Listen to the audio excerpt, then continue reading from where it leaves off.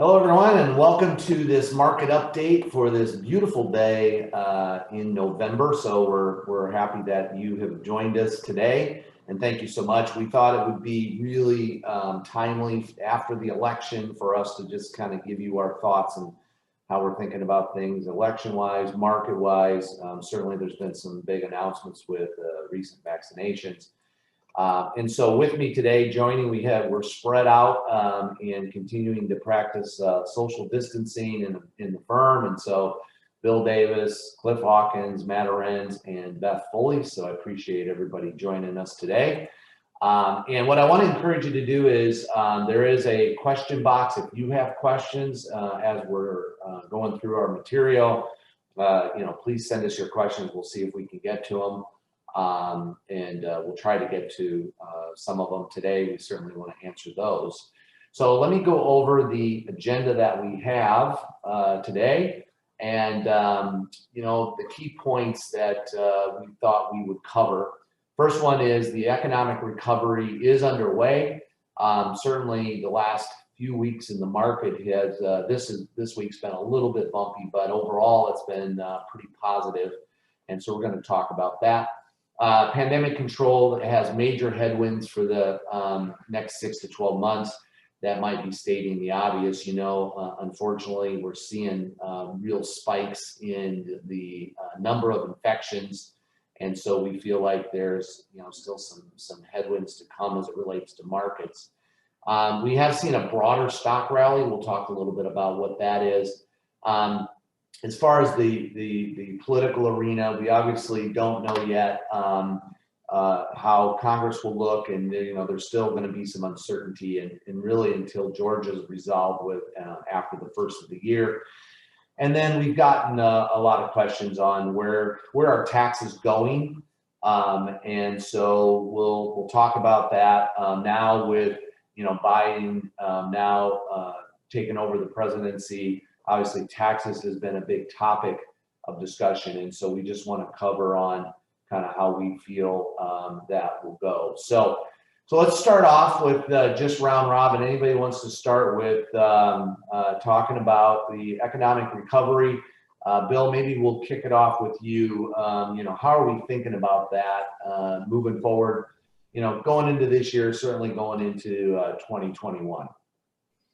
Sure. Thanks, Eric. I think early in the pandemic, we were seeing the COVID stocks that were doing a lot of good, and the economy was shut down, and so now we're starting to see a lot of recovery in a broader base group of companies, and so even though we're having a pandemic spike now, which is certainly a big concern, we're starting to open up more and more activities that the news of the vaccine, I think, is driving a lot of positive feelings around our clientele and around the economy.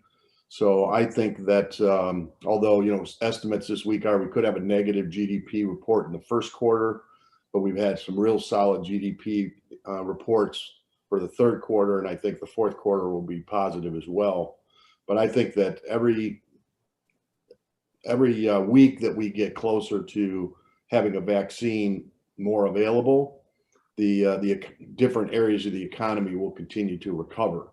So I'm very, very optimistic that 6 to 9 months from now, we're going to be in a whole different economic situation than what we've experienced over the last 6 or 8 months. Anyone else want to comment? Thanks, Bill, for those comments. Yeah, I think I'd like to concur with Bill. We've saw, in the third quarter, GDP growth of 33% or so, which is a great number, but of course, that's coming off of the rock bottom low of the second quarter, but certainly indicates growth. We're still not getting a lot of discussion from companies and their stocks as far as telling us where they think they're going to be, but the GDP numbers are good. Interest rates have been moving up, which is also a positive Not the interest rates that you're seeing, so much at your bank for car loans and mortgages and so forth, but underlying rates on bonds and so forth have been moving up, which means there's less demand for bonds, which would indicate more demand for equities. So that also is a positive trend of where we think the economy is going. Those are good signals for those. And so, yeah, the closer we get to distribution of a vaccine, widespread distribution and use of the vaccine, I also concur that I think in the next 6 to 8 months or so, we're going to see some good, strong growth and more solid growth moving forward. Yeah, thanks, Beth. I wanted to pull up this graphic on, certainly, as we were going through and getting up to the election, I know we all had conversations and questions from clients and thinking that depending on which party would be sitting in the president's seat would depend on where the stock market's going to go. And so, Matt, maybe just kind of share with everyone, this really shows that regardless of, Democrat, Republican, really the stock market over time has worked its way up. Yeah, you're exactly right. Without a doubt, the markets obviously continue to trend upward because our economy and our world population continues to expand and companies continue to grow. So there's obviously going to be hiccups along the way, and some of those presidencies and terms, some of it could be cyclical, some of it's policy related, but at the end of the day, the market really isn't all that concerned with who's president. The market is a little bit more concerned with just clarity on who's going to be president, who's going to be in office. We also find that traditionally markets perform best when there's a balance in power. So it's not all red, it's not all blue with respect to the presidency, the House, and the Senate. And so that's where the Georgia race kind of comes into play, and if they maintain power in the Republican side there. So, again, for us, we just say it's really understanding what those policies are going to be and adapting when it comes to financial decisions. But at the same time, we do know that long term, the markets continue to trend upward regardless of who is in office. Yeah, Cliff, that's a good point. And, we think that, a divided Congress, right, and not having all Democrat or all Republican really is probably good for policymaking because it just kind of, it gives both sides, right, moving forward. Yeah, you're exactly right, Eric. What we've seen over the years is that there's a checks and balance system that goes in place when you do have a divided. So, one party can't overrun the other party. So they do have to negotiate. They do have to have some clarity with each other. And in turn, the market tends to like that. The market likes the checks and balances.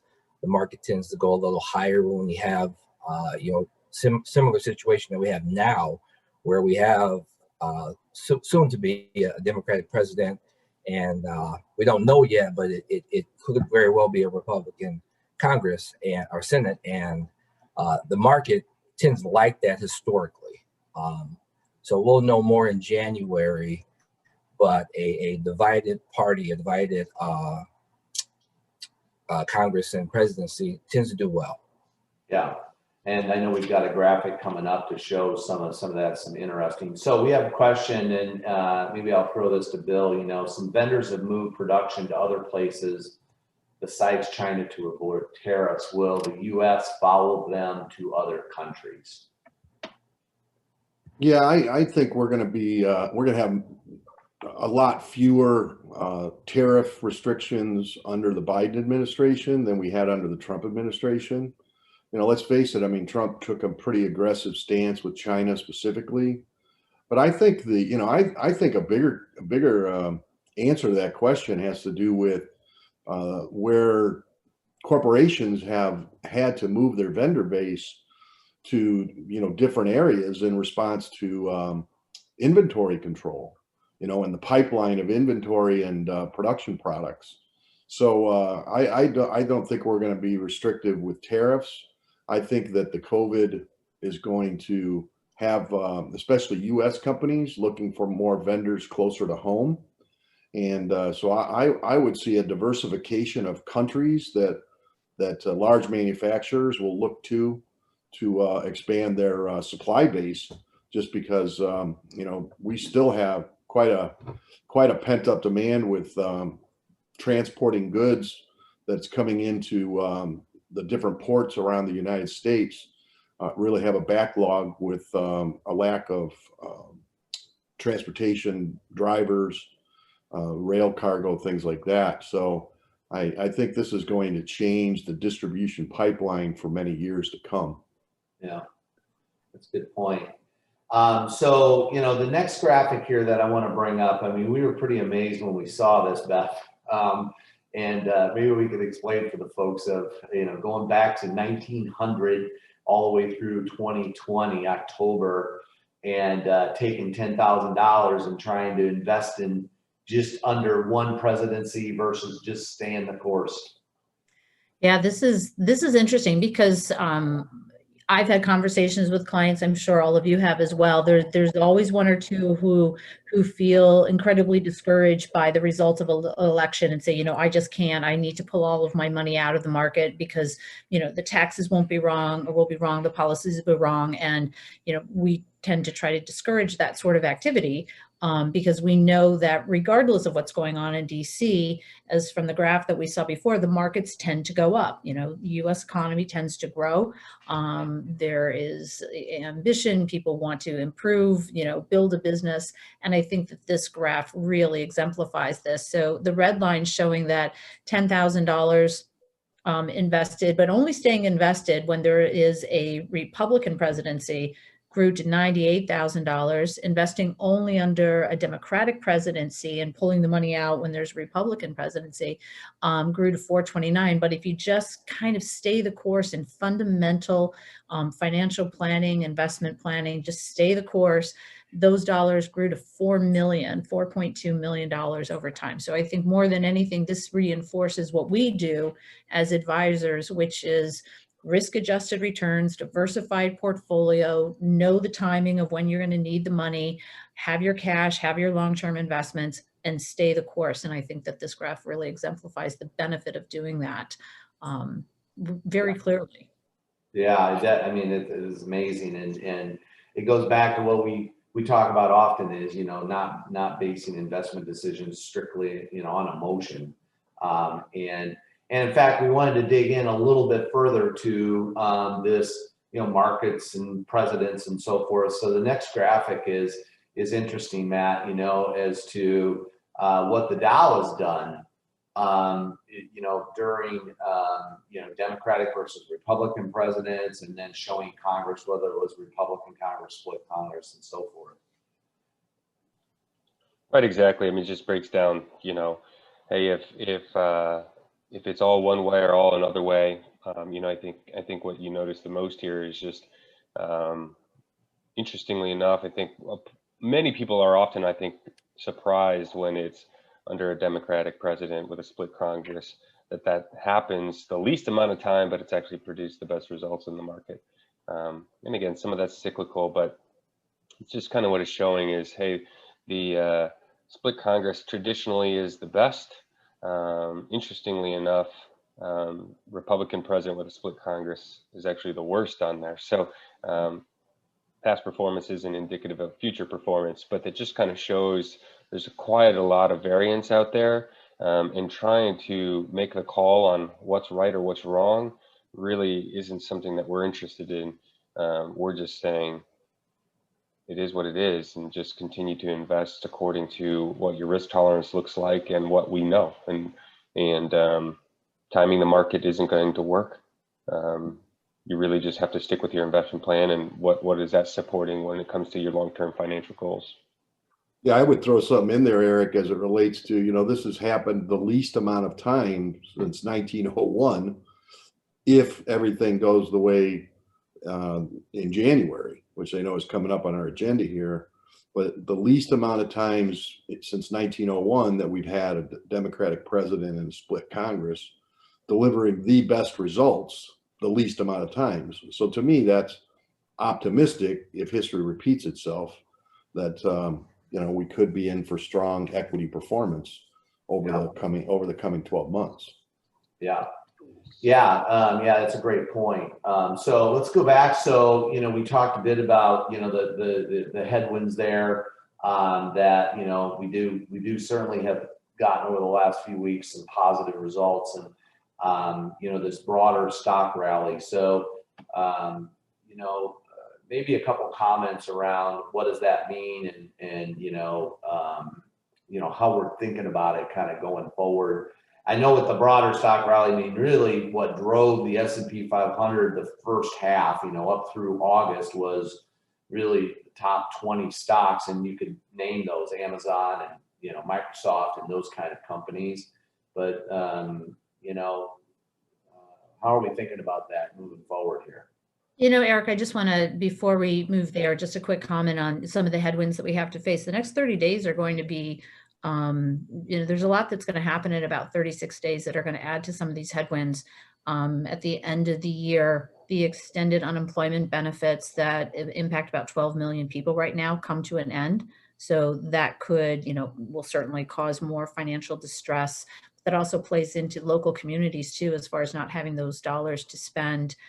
We were talking briefly before we got started today about the Treasury requesting to have assets from the CARES Act pulled back from the Fed and back into the Treasury, as was spelled out in the CARES Act that would happen, or could happen, of unused dollars, that coming into play. We've had more job growth, but the pace of job growth has slowed over time. So we still have some short-term economic issues that are part of the pandemic that are going to need to be addressed and faced. And whether that happens if a new stimulus bill or whatever the case may be, we'll see that in the first of the year.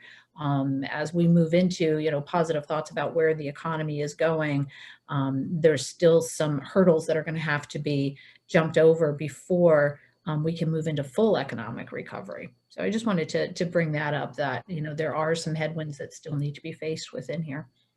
Yeah, that's some good points. And we're starting to see some cyclical rotation, which is what's leading to the broader stock market rally. So, all of a sudden your Pelotons are falling back a little bit, while other cyclical type stocks are moving forward. So you mentioned that, the top 20 contributed to 50% of the gain in the S&P 500 in the first 3 months of the pandemic. And now we're seeing a much broader scope of companies that are on the move, which has contributed to us hitting an intraday all-time high in the S&P 500 last week or this week. So it's good news, bad news. It really is. And Beth brings up some good points. And I think the pandemic headwinds just relate to these spikes that we're experiencing. And I know it's pretty severe here in our region with the pandemic. Yeah, to your point, Eric, I think, and Bill's point on the cyclical part, what you're seeing is, if you were to look at the large cap value index this year, it's still negative by about 1.5%. And your FANG stocks, your Facebook, Apple, Amazon, Netflix, Google, those are up. Apple's up 100% in the last 52 weeks. So those stocks have really pushed an index up, and they're market cap weighted, so they gain a significant portion of the index return. And so those stay-at-home stocks, we have seen a bit of a pullback. You're definitely seeing it in the NASDAQ, those high-tech, biotech stocks coming back. But your financials, your energy, your utility stocks, they've just not performed.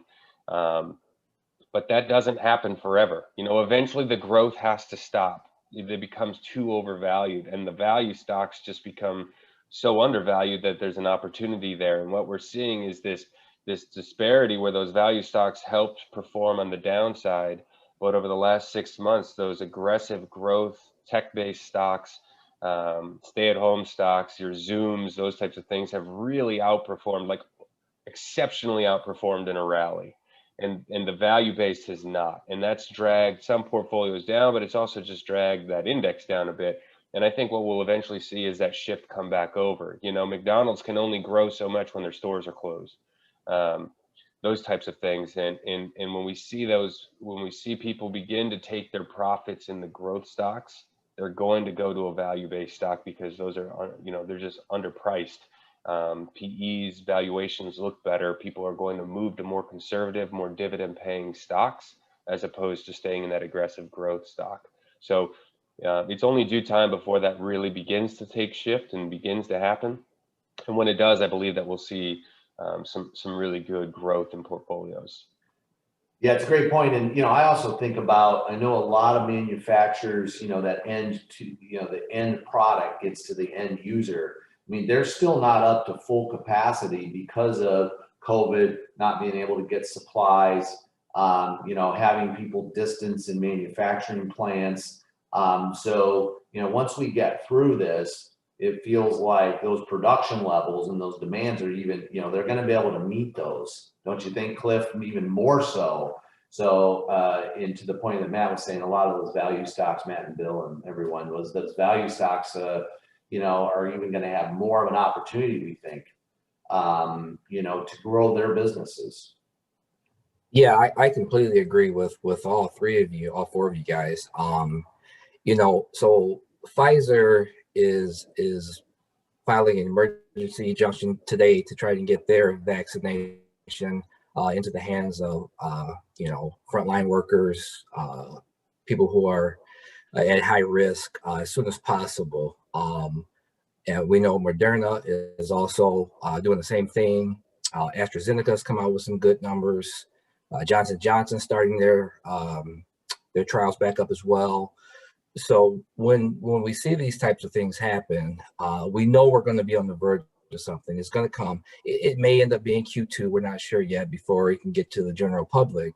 But to Matt's point about the value and the cyclicals, as we start to get the vaccination out and we start to people start to take it and people start the economy starts to open up a little more, that's where those stocks right now are really going to start to, I think are going to, they're going to be the ones that we're talking about the major growth in probably Q3, Q4 of next year, because the economy is going to be becoming open again. People are going to want to get out. People are going to want to spend. People are going to want to do things they haven't done in 12 months for some people. So I think that part is pretty exciting. Yeah, and we've heard, just recently, the last couple of days, where the nursing homes have been put on alert, and they're thinking, it's weeks now, right? It's 2, 3, 4 weeks maybe. By Christmas, they could have vaccinations into many of those. And we've also heard even physicians, right, are ready and say they may be able to start vaccinating those higher risk patients within weeks, right? Yeah, there's a good outlook for people to actually have the vaccine prior to year end. Yeah. And it will be those, frontline and people at high risk, but there's a great outlook to have it in use by the end of this year. Yeah. It's good.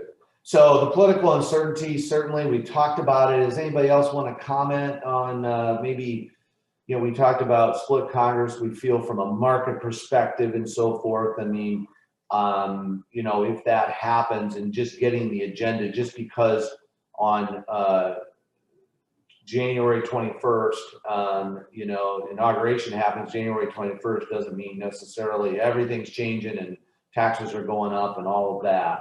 So let's just talk about how we kind of see that going forward. Certainly with a split Congress, to get some of the, get agenda items through will be, more difficult.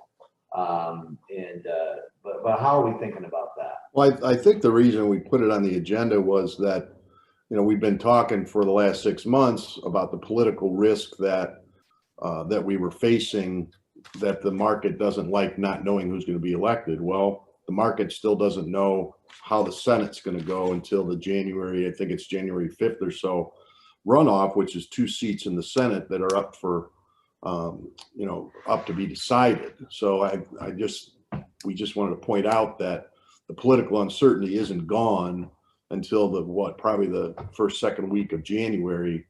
So don't be surprised if we see some limited volatility between now and that election that, is not really related to COVID spike. Yeah, not tied to it. Yeah. Yeah, there could be some, potential for geopolitical issues during this time frame. We're moving through this uncertain time frame in a transition period that's coming with its own unique challenges as well in the election. So, volatility around maybe uncertainty of what's going on in the world around us, where we're moving through this transition in here. And then taxes, I think it's important. We've been talking about taxes over the past couple of months because of the cost of these stimulus plans, and that, eventually taxes are going to have to come into play with that. And, one of the main campaign topics for the Biden campaign was that taxes will go up for people earning $400,000 or more, corporate income taxes going up. But remember, he can't just say that. Congress controls the wallet. So there is going to have to be, it's not going to be, okay, January 22nd, everybody's taxes are going up. There's going to be a lot of discussion around that. And I honestly think that they will get to that, but vaccines, the pandemic, those are going to be more vital issues top of mind before moving on to tax discussions and what happens with those campaign strategies.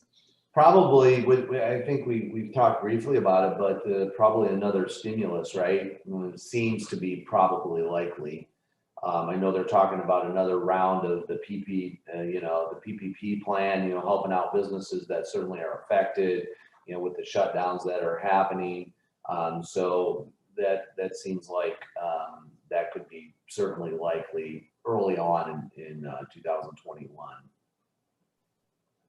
Well, I think that the current regime is pushing that decision over to Congress with the move that Mnuchin made today, the announcement that Mnuchin made today, and he specifically said in his press conference this morning that here's $500 billion, Congress. Why don't you allocate these funds to small business owners, municipalities, the places that are the unemployed people, continuation of the pandemic unemployment assistance for people unemployed, because let's face it, we still have a lot of people that are without work and without income, and the mortgage assistance and the rental assistance and those kinds of things seem to be a good direction that Congress could go. But with Congress being a toss-up right now, I don't have much confidence they're going to get anything done before the inauguration. Right, of not getting it done until something is settled in Georgia. And also they're having problems getting quorums because representatives are sick and can't be there to vote too. So, the pandemic comes into play with that too, of getting a stimulus package back on the table and negotiated and passed. Yeah.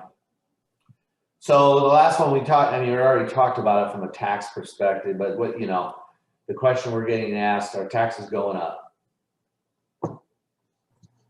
Or our taxes, what's going on with my taxes? I would say, historically, we're in one of the lowest tax brackets ever as a country. And we know that it's just not going to stay that way. Eventually, regardless of who's in office, at some point, taxes are going to go up, and we're going to have to plan accordingly for that. To Beth's previous point, it's not going to happen overnight, though. Even with, if we have a Biden presidency, that appears to be what we have, it's not going to happen overnight. It has to be legislated. It has to be passed through. So if people are concerned, there's still time to take advantage and some opportunities of some different strategies. I think at the end of the day, you got to pay off some debt, right?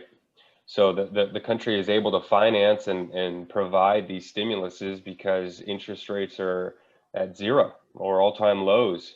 And so they don't have to worry about massive interest rate payments. They can afford paying the debt payments, which is really just interest only at this point. But there's only so much you can finance. And when rates do kind of trickle up, we're going to be in a pinch on making those payments plus more. So I think at some point taxes have to go up to pay the bills.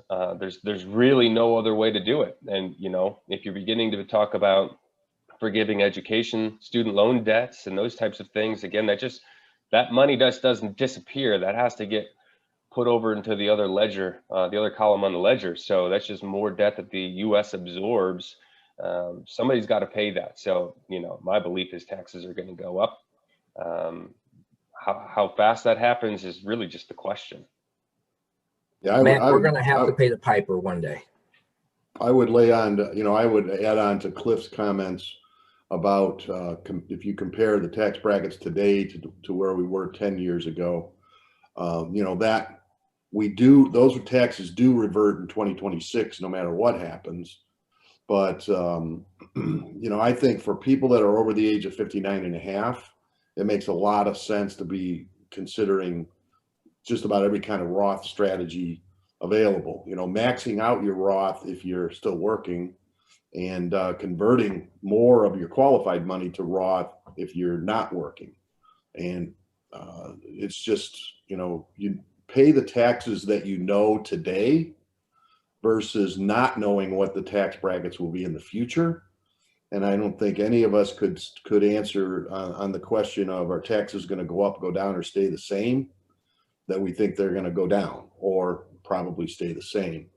So if it's imminent that in some time in the future, by the way, it will be imminent in 2026 because the current tax code expires, but it'll likely have taxes going up sometime between 2021 and 2026 based on what the federal deficit is.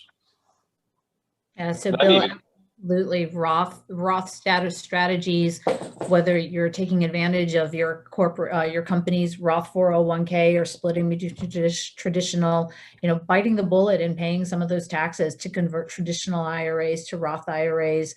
It is the most effective thing that we can do. And for me, it was interesting because it came up this week as far as the tax, the 2018 tax code, the jobs, I forget the proper name of it, the Jobs and something Tax Act, 2026, it's gone. So started talking with some clients this week about the potential for estate taxes and the federal tax credit, which is at $11 million per person now, reverting back to $5.3 million. Yeah. That's going to come into play with estate planning too. So those are conversations we haven't had for a few years, which are going to come back on the table in the next few years as well. Yeah, and I'm even looking at, I'll give you an example of my personal situation. I've been saving pre-tax primarily into my 401k in an attempt to reduce my annual income tax burden. And as I sit here thinking about this over the last several months, I'm saying, well, is that a good move? And so I began to shift to more Roth contribution because, I'll probably never be in a lower tax bracket, married with 3 dependents, and the lowest tax rate ever. And so, it's even taking a look at if you're working, maybe you forego a little bit of the tax today to know that in the future it's more Roth money and not just worry about how to maximize my cash flow today. So pay a little bit of that tax now. So I think for those of you listening that have Roth provisions available in your 401k plans, it's really probably something you should look at. Getting as much money in there as possible and reviewing your tax situation with us to say, hey, is this the best move for me to be saving all of this pre-tax? And should I save more on the Roth side? Yeah, that saying that, you'll be in a lower tax bracket. I mean, we're finding more and more that that's not necessarily the case. I know just in working with some clients this week, their tax bracket's actually going to be at or above the level that they were at when they were working. So that's just the way it floats, and tax-free is always good.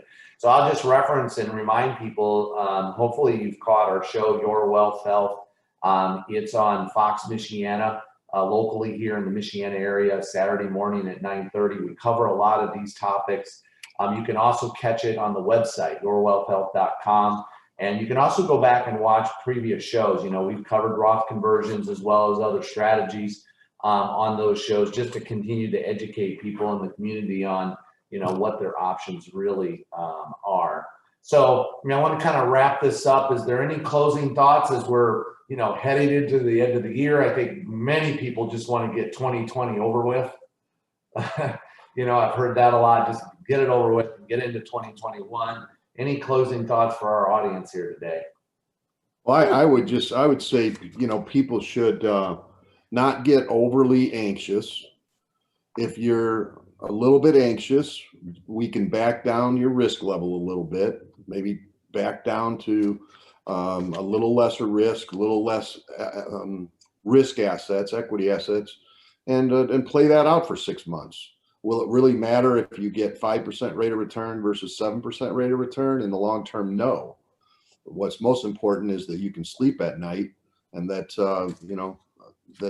you stay the course. I mean, you need to keep some risk assets on the table, but you could take a little less risk if that's what you feel more comfortable with for the next 6 months until the pandemic plays out and all the political stuff plays out.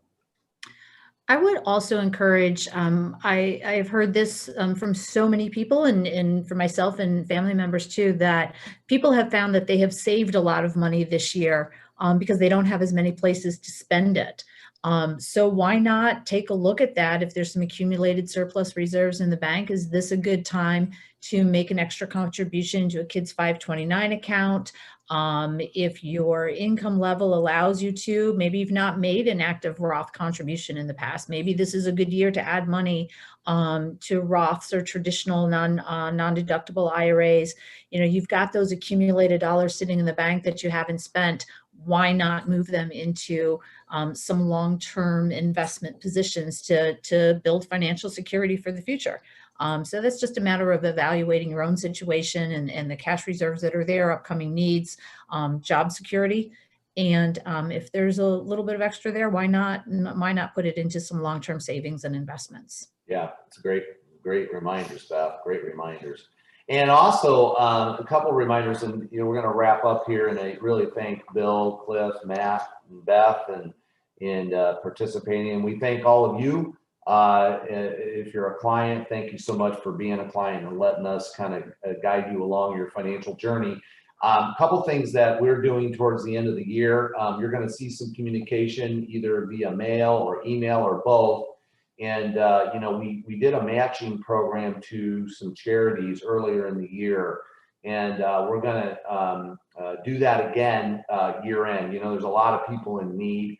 And even more so in this pandemic that we have. And so, if you want to donate some money to a food bank or Center for the Homeless, or up in the Detroit area, the Gleaners Food Bank, or Say Detroit, really helping those people as they get into the holiday season and helping them through. And, to Beth's point, if there's a little extra money and you want to donate, do so. And we encourage you to do so. And, Hilltop will match a donation percentage. And so you're going to see some communication coming up for that. And we encourage you to do so. And then you'll see the instructions on how to just send us your receipt. And we'll be glad to send the match off to those charities that are in need. Also, for the Mishawaka area, look for an invite. We unfortunately can't have a holiday party this year, but we're going to have a drive-by holiday party with a Toys for Tots promotion, and come by and get a little sweet treat. And so you'll see that coming here in the near future. So a couple of things that we got going on. Well, I'm going to wrap it up. And I, on behalf of everybody at Hilltop Wealth Solutions and those that are on the call, Bill, Cliff, Matt, and Beth, we want to wish everyone a great holiday season. And as always, if you have financial questions, we are here for you. We're here to help you and guide you, and we will get through this. Have a safe and happy holiday, and we'll see everyone soon.